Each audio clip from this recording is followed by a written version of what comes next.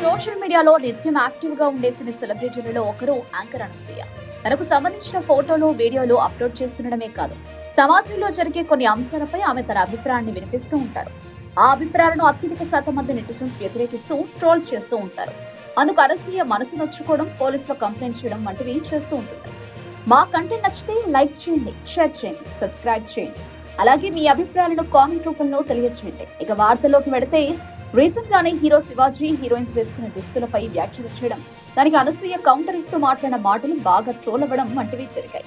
ఆ సమయంలో ఆమెపై ట్రోల్స్ వేసిన 75 మంది నెటిజన్స్ పై అనసూయ కేసులు వేయడం హాట్ టాపిక్ గా మారింది.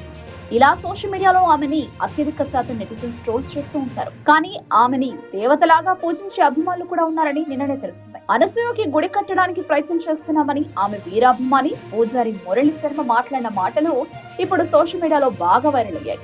దీనికోసం రాష్ట్ర ప్రభుత్వం నుండి, అదే విధంగా అనసూయ నుండి అనుమతి తీసుకుంటారని ఆయన రీసెంట్ గా జరిగిన ఒక ఇంటర్వ్యూలో చెప్పుకొచ్చారు. తమిళనాడులో ప్రముఖ హీరోయిన్ ఖుష్బూకి అప్పట్లో ఎలా అయితే అభిమానులు గుడి కట్టారో అదే తరహాలో అనసూయ ఆలయాన్ని కూడా నిర్మిస్తామని చెప్పుకొచ్చారు. అంతేకాదు, రీసెంట్ గా జరిగిన శివాజీ అనసూయ గొడవ వ్యవహారంలో కూడా అనసూయ కరెక్ట్ అంటూ మురళీ శర్మ చెప్పుకొచ్చారు.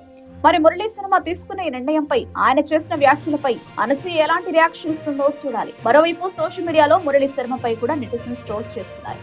సినీ సెలబ్రిటీలపై ఇంత పిచ్చెందుకు? వాళ్ళు మీకేం చేశారు? కనీసం మీ ముఖం ఎలా ఉంటుందో కూడా వాళ్లకు తెలియదు.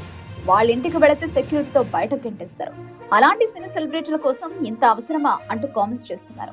పోనీ దేశానికి సేవ చేసే హీరోలు, హీరోయిన్లు కొంతమంది ఉన్నారు. అలాంటి వాళ్లకు గుడి కట్టినా ఒక అర్థం ఉంది.